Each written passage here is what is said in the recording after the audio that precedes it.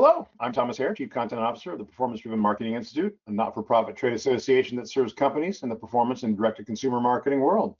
Welcome to the latest episode of Take 20, created by the PDMI's Brand Response Council. These 20-ish minute live conversations featuring leaders in the performance marketing world speaking about the hottest topics in the industry are scheduled twice a month. Before we get to today's conversation, a quick housekeeping note. We'll be addressing any questions from the audience at the end of today's session, but you don't have to wait to ask them. Utilize the questions tab on your control panel to type and send your question in. We'll be collecting them and we'll try to get to as many as possible in the final moments of the episode. So no matter where you are, you've doubtless seen many ads for personal injury lawyers and their services. How do these firms manage and launch campaigns in today's multi-channel environment? How do data and attribution factor into their success? And what media outlets are working best for the firms seeking out clients using performance marketing tactics? Today, in the latest episode of our recurring hot categories series, Brand Response Council Chair and Take 20 host Chris Foster of Modern Postcard, who also hosts the podcast Menfolk Journeys. Get it on any of your favorite podcast outlets. He'll go one-on-one with one of the leading performance marketing experts in the personal injury law business, Adam Warren of OpenJar Concepts. Welcome, Adam. Chris, take it away. Fantastic. Adam, I'm so glad that you're here. Welcome in. Attorneys have so much to handle, and attorney practices have so much to handle with their own cases and their own work that they're doing. But then there's also the marketing side of it. There's also the promotional side of it. I don't know if anybody have noticed, but there's some personal injury firms that are out there. You've seen the billboards. We've seen it on linear, even on CTV, digital, et cetera. It's a challenge for law firms to carefully balance this impression and channel mix to create the right intake so that they get the intakes coming in, but also making sure that their presence is known within the community and known in a way that they can be trusted and they can be relied upon. And the best practices have changed.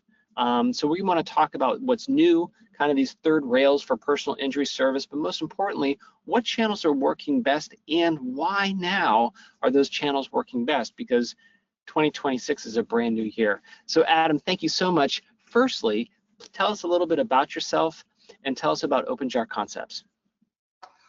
Okay, well, I'm Adam Warren. I'm CEO of OpenJar Concepts and co-founder of this wonderful company that was founded back in 2009. So we've been around for a minute. And my partner and I, Ronaldo, had worked together for about 5 years before that at a company once known as RevCare. We really just fell into or developed a niche for legal marketing, and I say legal versus law firm because there's different types of marketing that falls under that. One would be national, more mass tort, which is not so much law firm centric as it is about the campaign. The law firms are taking it, but generally those are not always branded campaigns. They're just really about the campaign. They may use our brand, and then they're launched nationwide because things like lawsuits against medical devices or drugs do not have borders. The other side of that, though, then does become local. Local involves anything: personal injury, bad faith insurance claims, could be Facebook algorithm cases. It's a really wide spectrum of cases, but it's also about branding the firm itself, right? And unless you're someone like a brand like a Morgan & Morgan, you're generally not running national campaigns for a local law firm. They're very localized. And I have to say that what's happened in local with law firms has become extraordinarily sophisticated.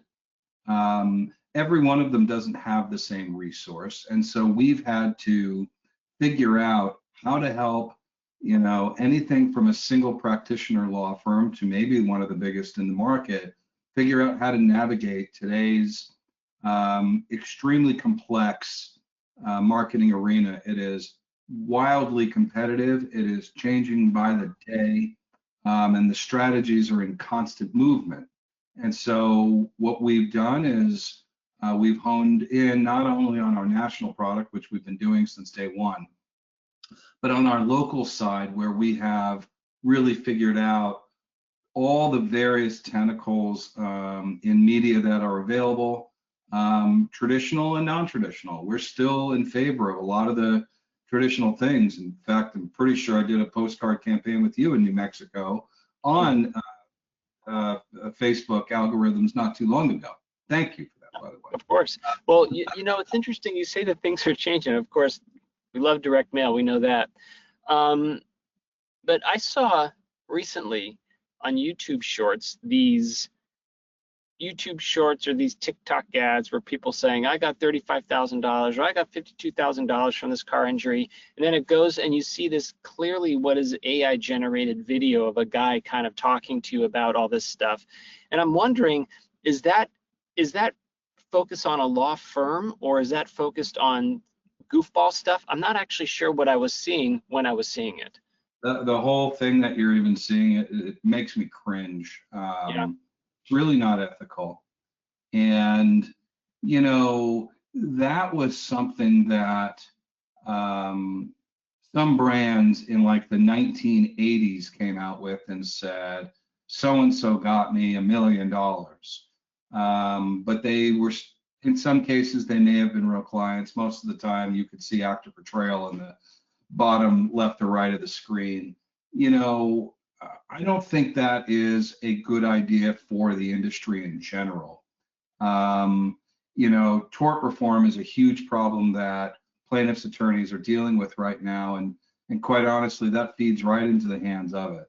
And I'm not against AI, by the way, because and I had written an article about that recently for Thomas and John, because it's leveled the playing field for those who don't have the budget for production. And so they're not taking production money away from anyone because they weren't going to spend it in the first place. But to use it to be, I think, deceptive, you know, you have fake people collecting checks or showing money, that's terrible. And that's not something that we would ever engage in or recommend to our clients. Instead of focusing on the checks, you know, focus on how every case is different and how every settlement requires a process, and that perhaps the process each individual law firm is engaging in is the right process for that plaintiff and is going to get them the best outcome for it. But, you know, promoting I got this check, that's like clickbait trying to get, you know, fast lead generation, low conversion stuff in the door, and we're against it. Yeah, no, I totally get that. And as a consumer who doesn't know about the space, but just watching it, it seems like it's a little bit hokey. And at the same time, though, there's actually a real need for folks who experience personal injury law, you know, a situation. They need to get lawyers. They need to actually engage. When you talk to and advise your law firms, when you talk to and advise your law firms and about this, what kind of messaging approach do you recommend that they take in terms of upholding their brand and kind of the credibility of how they can serve their clients? Well, there's a number of ways to go. First is the truth. You know, that I'm a believer that the truth shall set you free. And so I don't think it's great to sit there and constantly be looking in the rearview mirror about what everyone else in the market is doing, especially if that doesn't apply to you. I think you've got to focus on what your story is and what makes you different than anyone else in the market, and that's what you should be depicting.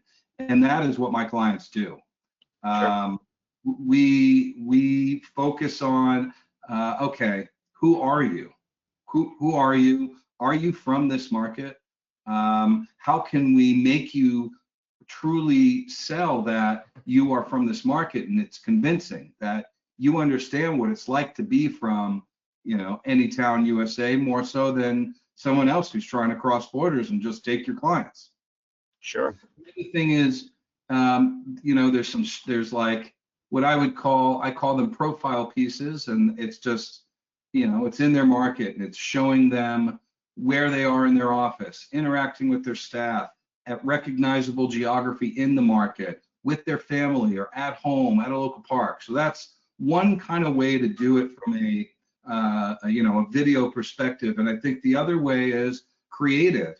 General market, figured this out very, very long ago, right? Storytelling is engaging, and you can bend that reality spectrum a little bit. You don't have to be sitting there with a bookcase and the scales of justice for people to understand that you're an attorney. In fact, I just don't even want to see that stuff unless it's part of a more broader and creative story. And so, the other side of it is, if we have these profile pieces, we have what I would expect you would see the quality of from a Geico or a Progressive or a Mercury or BMW for that matter. Do something that, because we live in the age of content, do something that people are going to care about and remember. The biggest thing personal injury attorneys need to understand is, look, it's unfortunate that at some point in time, many of us are going to need an attorney. It's just a fact of life, but we might not need it yet. However, when you see a commercial and it's something that gets your attention and you lean into it, if the day comes that you need an attorney, that's who you're calling. That's so, who you remember. Yes. I love that idea about storytelling and personal connection, because the availability now for a consumer to do their research about the law firm is all in the consumer's hands. They can go on Facebook, they can go on the website, they can go, into a variety of different marketplaces to understand who and what this law firm is. However, that what you're talking about gives the law firm a chance to show them who they are as people. Because, in the end of the day, AI cannot replace a legal firm, right? AI can't do that. It's the person that you're dealing with. It's the people in the firm that you're dealing with and the culture that you're dealing with. So I love that idea of kind of creating that storytelling. So first of all, you did win some Golden Gavel Awards. Congratulations. And you've got these, but you won it for like these 60-second spots and these 15-second spots.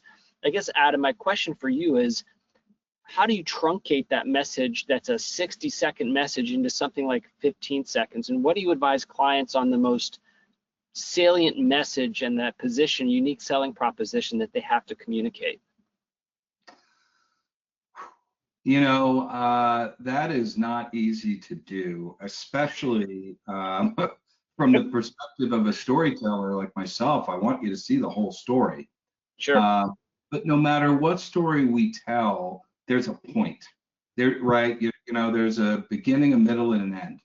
And when you have to and need to, yes, you take the best of the beginning, the best of the middle, and the best of the end, and you squeeze it into a perspective that still resonates that message you wanted to tell at 60 seconds. I don't really know that I can give like a how-to. Many of us who have worked in direct response for a very, very long time, 15s are not a new concept. But when you are talking about a very specific story you're telling, every time I write a script, the script has a title, right? Whatever that title is, they always have a title that basically within 2 to 3 words tells the entire story. Nice. And so when we start with that title, it's basically our blueprint to how we're going to take a 60 to a 30 to a 15, and maybe for a social cut to a 7. Right? A really good example of this, I've got a couple, but one is I have a client. His name is Drew Bavona Law, and his brand that we developed with him is called The Voice for Kids. Well, there's your theme. 4 words, right? Bro. 4 words, and congratulations to Drew, because he's recently got that trademarked. But The Voice for Kids, okay. Well, so we now already have that story, but what's the main thing in that 15 we need to come out of is imagery that matches that theme, and then a contact information, like a end title card, a lower bar on the third, a bar on the lower third. Those are things that we will do to help kind of carry that theme all the way through. Another one was, Andy Betterman, my client from Greenberg and Betterman. His title was A Giant in the Courtroom. Well, Andy is about 5'5", and I'm, not much taller. And so I called him and said, hey, I want to tap into this. And so we created this ad where I had a bunch of 6-foot+ actors all around him. But when he got into the courtroom at the end of the ad, he was the tallest. And all throughout the ad, nobody was looking at him as being shorter. They were all looking at him as being taller. It was a really unique perspective we took. And once I had a giant in the courtroom, again, I knew exactly how to take that theme down from 60 to 30 to 15 because I was able to maintain the theme. And it's, if I had to give one bit of advice, it was start there. What are those words that define the entire story? I think that's fantastic, because once you have the theme, then it's just a question of executing tactically on those time constraints, right? And you throw away all the other stuff that doesn't line up to the theme. And I love a giant in the courtroom. It's 5 words, right? That's a very compressed. Sometimes they get longer. Look, I've got to give credit to editors, our editor, our editor Joe Nell, other editors I work with. You know, I don't think people really understand how much magic happens in post-production. These guys are also expert storytellers that have amazing patience to stare at the same footage for hours on end. Yeah. And so you really need people who are also understanding of the mission and very good at how to tell a story that help bring it together in post. So I guess a question that I would have for you, Adam, is when you're dealing with your client, first of all, I don't know if maybe you can tell me, are attorneys comfortable with this concept of story? Because when they're in a courtroom, they probably have to tell a story, but I bet they've never really told a story about themselves from a brand and position perspective. Is that an education you have to give them, or does that come naturally to the clients you work with? I think the answer to both questions is yes. It's a really a case by case. You've got some that are just wizards at understanding this. They get it. I have, you know, friends, I call them now, that I call the OGs of advertising for lawyers, that some of their practices have been around for 50 years. And these guys were the pioneers in understanding we better tell a story, because they even when the markets were not as fragmented as they are now, when they started, they quickly recognized that everyone was doing the same thing. How do I stand out? Well, it comes down to telling people a story. And who doesn't love to be told a story? And you know, now, right. And now when we're beyond ABC, CBS, and NBC and Fox and so on, we're so far beyond that. We are in the age of content, period, full stop. And if you don't figure out how to capture someone's very short attention span in a matter of seconds because you figured out a story, a way to make yourself different, you're really going to get passed by. It's not always about how much money you're spending, it's what you're doing with the money and the story you're telling. I love that. That's actually a fantastic word of advice to all performance marketers, right? Because budget is budget, and you only have so much, and you're competing against other folks who have budget and trying to find those channels that work best. But it's the story that serves all of those channels, right? So a quick question for you, because we talked about the fragmentation of the market space, how many different kinds of marketing channels are available. What have you, and look, every channel is a different job. We all get that. But for law in particular, have you found ones that have emerged over the last 6 to 9 months that have surprised you in terms of how well they've been performing? Look, there's when you're talking about surprises, that generally comes from niche campaigns, and for whatever reason, we seem to do well in those types of campaigns. You know, maybe it's because we always take such a surgical approach. We're generally not a machete kind of agency. We move very, very surgically, very intentionally.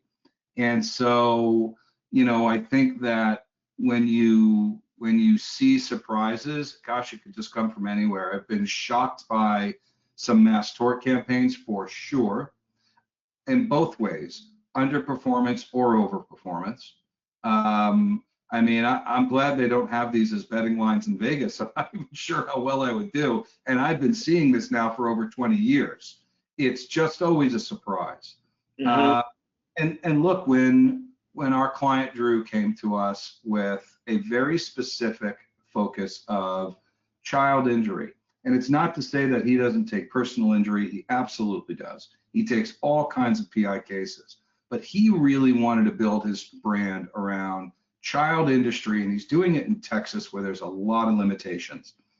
That it has gone so well is most certainly, I don't want to say that I'm shocked, because I think the way we planned to approach it gave us great confidence. And I knew that if you want to stand out in a cluttered field, pick an area of that field that you're an expert in to help you rise to the top. Because if you keep saying we're great in personal injury and the other 10 lawyers that were just on commercials say the same thing, how are you going to stand out? But what Drew would say, I'm the voice for kids. You know, if your child has been hurt in XYZ, call me. But I think the thing that a lot of lawyers don't realize, and I do try to counsel them on this as well. Most people only hear that you're an attorney. They're going to call you for patent and trademark law. They're going to call you for, you know, the Tylenol mass tort case. They're going to call for everything. But you're also going to get those cases you truly want, and you're going to get the big trucking case, which is what all the attorneys are looking for, right? But what they've done is they've now said, hold on, here's the pack over here. I'm now standing here. I'm the guy you call. Something about different matters. Really 100%. Does. Yeah, that's the unique, you know, it's funny because when you talk about a product, there's the unique selling proposition, the positioning within the market space of why it's different and better than other products. The same is true with the law firm.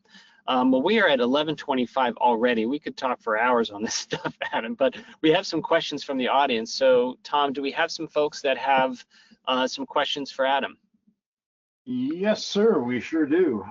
Good stuff, guys. Thank you so much, Adam, for being here. We appreciate it. But we have a couple more questions from the crowd.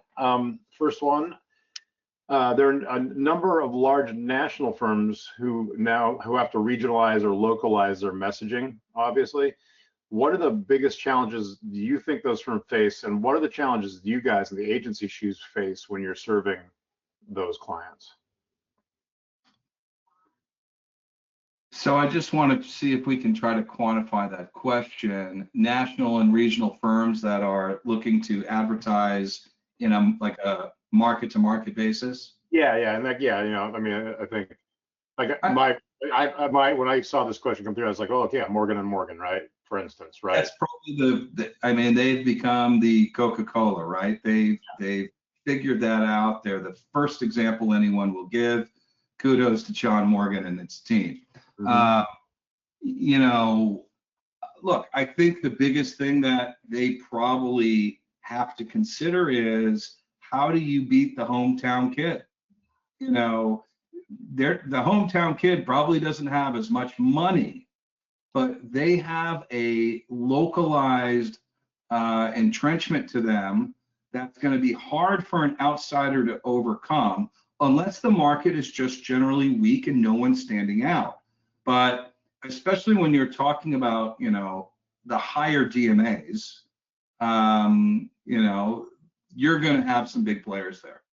And you're going to have people who on a singular market-to-market basis can be pretty competitive, both from content and spend. Mm-hmm. So, you know, look, I think heard, I can only speculate because I don't have inside knowledge, that there have been markets where Morgan & Morgan just didn't do as well as they had hoped. They couldn't grab the market share they wanted. Mm-hmm. But I don't know if that's more common than rare. I would think rare. But even in the really ultra small markets, now you're dealing with the good old boy and good old woman, gal, you know, situation where it's like, well, you know, we've got 50,000 people in this city, and every single one of them has had coffee with this attorney at one point on a Tuesday. How on earth are you going to beat that? How are you going to take your market share there when, hey, you're the big giant firm where potentially I'm going to become another case file, and I don't even know if I'm going to ever talk to the actual lawyer I saw on TV. And so for some, I think that's a real turnoff. And flip side, that is exactly what I counsel my clients to do, is to be local, to let clients know that they're not just another number. You're going to care. And especially for the younger lawyers who are actually still going into court, who are still meeting with clients, they're going to get to meet the people that they saw on TV. And I don't know, that's a tough thing to overcome.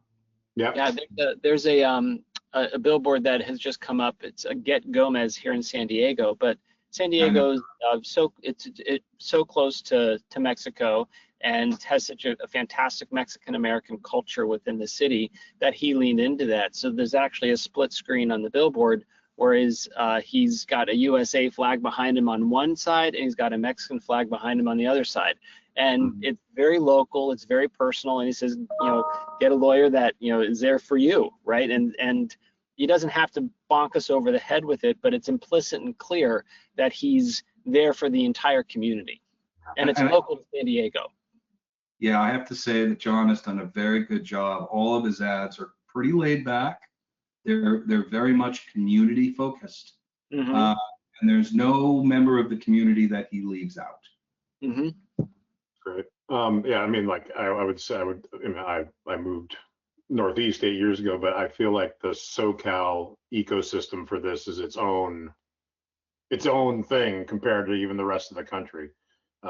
It's just such a massive market for all of this. And, if you live in SoCal, the 3, 4, 5 names that you've been slammed with for your whole life, right? So it's interesting to consider. So the next question is about on the media side. How are you approaching attribution for PI in a world where clients may see a TV ad, click a search ad, drive past a billboard, and then only convert if there's been an accident? How do you deal with attribution? Difficult, but not impossible. One of the things we look at is, okay, we started this campaign today. So then we look at the other KPIs that existed prior to. That could include the organic search. That can include the number of referrals lawyers are getting from other lawyers. So those are two really strong places that we can look at. We always, I don't discount any media. I like billboards, but not everybody could be a billboard attorney because so many attorneys want to say, well, Adam, I didn't get any calls from that billboard. Yes, but you don't know that that's what drove your radio ads call, or you don't know that that's what drove your organic SEO up by 25%. Like, you have to understand that if you have the ability to engage different media types, and many law firms don't, if you have the ability to engage multiple media types, you need to understand it's basically an equal attribution. It's running this whole ecosystem, and everything is pushing everything. Now, there's plenty of attorneys where we have a finite amount of money and we have to make a decision. So what are we going to do? Well, in many cases, we will push digital, and then we'll utilize radio. Digital tends to drive very high results, so it's very easy to see the attribution. But then all of a sudden, you get $1 million case or a $2 million case out of nowhere on radio. And so we believe that the branding derives the attribution. We also see a long tail. So I can have a lawyer just say, okay, I've maxed out my budget. Let me collect some of these cases we're litigating on and come back. But what has been incredible is that the responses don't stop. Correct. And that is the long tail that you get from a branding story when you even combine two types of media, a traditional being in radio and a non-traditional now, or becoming more traditional, being digital. And that can include Meta, that can include different types of display ads, native ads, Google, utilizing all those things where we can make your money really last. If you really are cautious and you really are good with your geofencing, that money's going to last. And then as those things start peeling back, it keeps coming. And it's not just a matter of a couple of weeks. I've seen it go on for months. And then we kick back in and we just now take it to another level. Sure. So there was a time where, guys, we used to, like, a client would say, I need off television, and that was all they were doing, and I would have a meltdown because I'm like, oh my gosh, we're going to have to rebuild all this momentum all over again. And maybe it lasted a few weeks, but that's not the case anymore. And I'm not advocating, my point is go off the air and see what happens. That's not my point. My point is, though, is attribution is not always instant or direct, but it is now logical and it is now noticeable on a longer tail.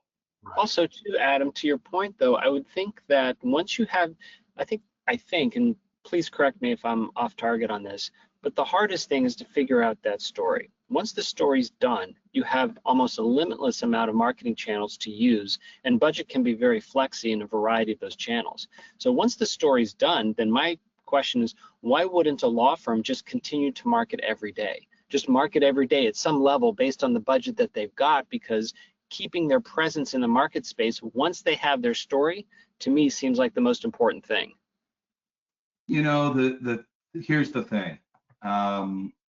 When you are investing in marketing and you get a case and you start to figure out what your cost per case is coming down to, the biggest challenge is the timeline to actually get paid. So if you think about even a $50K a month budget, you're running for 10 months, you're out of pocket for $500,000, and every single month is a new 9 to 12, 14-month timeline. Right. So until you start getting to from month 1 to, let's say, month 9, until you get there, you're out of pocket, out of pocket, out of pocket, and you have an operation to run, you have casework up to do. So it really is it's a tug of war that goes on in these law firms, especially small to mid-size, that have to grapple with operational costs, marketing costs, case acquisition costs. It's a real thing. We're very, very sensitive to it. You know, clients will ask me all the time, how much should I spend? How can I answer that for you? I'm not your CFO. You have to tell me what you feel comfortable with and not collecting on for 6 to 12 months. Tell me that. Then I can figure out exactly how to proceed. And I mean, that's nearly any non-heavily funded Fortune 500 company struggles with that. I'm starting work with a dental product right now, complete swing shift, and they're in the same boat. Like, they may have the ability to convert faster, but they're sitting here saying, well, I've got to put this money out. I have how long it's going to take me yet until we really get the engine started. And so I think that's just a problem or a challenge, let's say, that any small to mid-sized company, law firms especially, though, because their timeline to collection is massive. You know, in our industry, 30-day nets pushing the envelope, right? We want to be paid cash in advance. But in other industries, everyone's waiting. Everyone's waiting. Yeah. It's a very vulnerable place to be. Yeah. I have one more question from the audience, but I want to touch back on long tail and so forth, because how are the firms measuring word of mouth? Because obviously when you get in the accident, when you're the consumer here, you get in the accident, the case goes well, you get what you wanted. Trust is such an incredibly important factor when you go through this process as the consumer. How big is word of mouth then to these firms, and how are you guys able to measure that or account for that? You know, Thomas, thank you for bringing that up. How big of a deal is it? It's massive. One of the it's not something we are really able to track without that feedback loop. But we do inquire about it. But when I listen to or I speak to a lot of firms, a substantial amount of their business is pre-existing business. Clients they've already served or currently serving.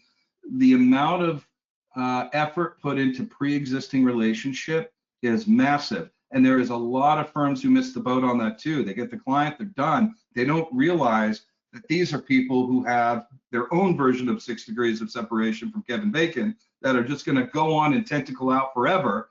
And what do you generally talk about? Like, I just had a solar install, had a good experience. I've already told 4 people, right? So this rep that worked with me is getting 4 referrals out of it, right? Like when I believe in something, when I'm hyped on something, I can't wait to talk to you about it. If I had a law firm that treated me well, that made me feel like a human, that understood the crisis of the moment, I would tell anybody I could that was about to face that same situation. And most lawyers are very intelligent and know to tap into that. Not all, but most. That's good. That's good. All right, one last question, and then we'll wrap up. In your opinion, how has private equity funding changed the scale and aggressiveness of advertising in the personal injury space? You know, it's an easier question on the side of mass tort, but on the side of personal injury, I am seeing it really step in more aggressively. At this point, I'm not seeing it as a hindrance, not yet, especially because there are some banks, specifically, I know of one that has a massive juris division, and their interest rate is fair. So as long as attorneys can get a fair interest rate so they can still grow their business, and when the settlements come in, derive an acceptable piece of that while managing to pay down those loans or service the interest, it's a great thing that private equity, venture capital, and banks in general are starting to look at the legal industry as a non-market connected place for investment. I think is brilliant. I just think everyone has to be real careful. Don't bite off more than you can chew. Watch those interest rates and grow slowly. Don't use that as your opportunity to get into the private jet because you want to go fly to see all your clients. First class is just fine, guys. I think you just have to be very careful with how those funds are allocated. You've got to be tight to your operation, tight to your case management, your court fees, and making sure you're still, no matter what, no matter how many clients you're now bringing in, you continue to put those clients first. In the event that you do that, those are going to be safe investments for both sides. If you don't, I have seen it implode, and it's not pretty. And so, you know, from a marketer's perspective, we're thrilled. You know, we're seeing more clients being able to jump into the fray and use agency work because they have a different level of funding than was available to them 5 years ago. So it has really accelerated the opportunity and who's getting into it, and the benefits to both the investor side and those who are taking those investments. Right. Well, that's great. Well, Adam, I think to Chris's point earlier, we could probably sit here and listen to you talk about this space for an hour, hour and a half, 2 hours. You got so much great information, so many great thoughts. We really appreciate it. And we'll have to save some of it for another time. We appreciate you being here. Chris, thank you as always for hosting. Of course. We appreciate you. Our next Take 20 episode is set for Wednesday, April 1st, when Chris and I will be joined by a group of educational session moderators from our upcoming PDMI East event to discuss the big show in Miami Beach next month. Please visit thepdmi.com/take-20 to register for the webinar and check out the upcoming schedule. Speaking of PDMI East, registration for the event set for April 13th through 15th is booming. That's less than 4 weeks from now, and the final deadline to take advantage of our special rate at the host hotel, Eden Rock, Miami Beach, is this Friday, March 20th. That hotel room rate of $339 per night is more than 40% less. That's not really good script writing right there. More than 40% less. Better than 40% cheaper than the hotel's own advertised rate. If you want to mix incredible networking with tremendous educational content like you watch today, the price is right. Badges are just $4.95 for PDMI members and $6.95 for non-members. Visit thepdmi.com/PDMI-East. Register now. Thanks again for checking out this episode of Take 20. Be well. We'll see you soon. Bye-bye. Thank you. Take care. Bye-bye.